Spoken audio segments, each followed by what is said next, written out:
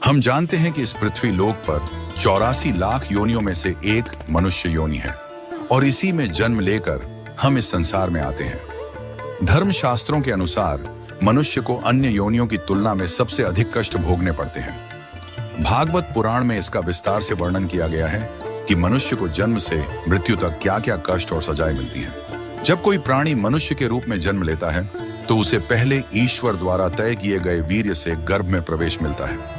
गर्भ में वह 8 महीने तक कष्ट भोगता है। पहले 3 महीनों तक केवल अंगों का निर्माण होता है। चौथे महीने में मांस का निर्माण होने लगता है। फिर 5वें महीने में शिशु को भूख और प्यास लगने लगती है। इस समय वह शरीर के भीतर अधिक असहज महसूस करता है क्योंकि उसका शरीर पूरी तरह विकसित नहीं होता और वह मां के आहार से ही पोषित रहता है। भागवत पुराण के अनुसार गर्भ में रहते हुए शिशु के साथ अनेक कष्ट होते हैं। शिशु के शरीर पर कीड़े रहते हैं और वह मांस, रक्त और अन्य असहज पदार्थों से पीड़ित रहता है। शिशु का अंग प्रत्यंग सुकुमार होता है और वह अपनी अवस्था में बिल्कुल असमर्थ रहता है, जैसे एक पिंजरे में बंद पक्षी। जब शिशु को अपनी पिछली जन्मों की याद आती है तो वह बहुत बेचैन हो जाता है और अपनी स्थिति से घबराता है। गर्भ में रहते हुए वह भगवान से प्रार्थना करता है कि उसे इस संसार के बंधन से मुक्त किया जाए। इस समय वह बोध करता है कि वह कितना पापी है और कैसे उसे यह कष्ट सहना पड़ रहा है।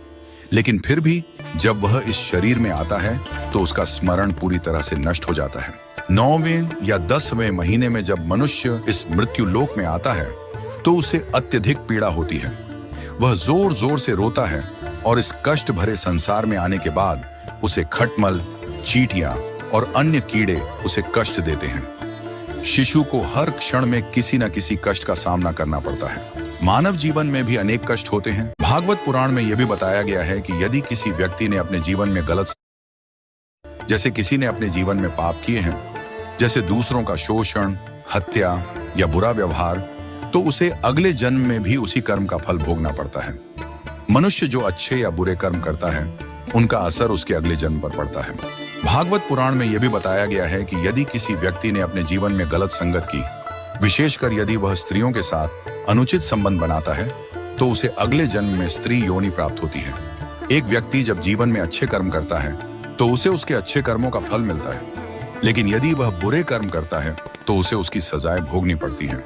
अंततः जब मनुष्य मृत्यु के करीब पहुंचता है तो वह अपने सारे जीवन के कर्मों को याद करता है और भगवान से मुक्ति की प्रार्थना करता है। वह बार बार यह सोचता है कि क्यों उसने अच्छे कर्म नहीं किए और क्यों जीवन को सही दिशा में नहीं जी पाया। लेकिन यमदूत उसे उसके कर्मों के आधार पर ले जाते हैं और जीवन चक्र में उसे पुनः जन्म लेना पड़ता है। मित्रों, भागवत पुराण की यह कथा आपको कैसी लगी? कमेंट बॉक्स में अवश्य बताएं।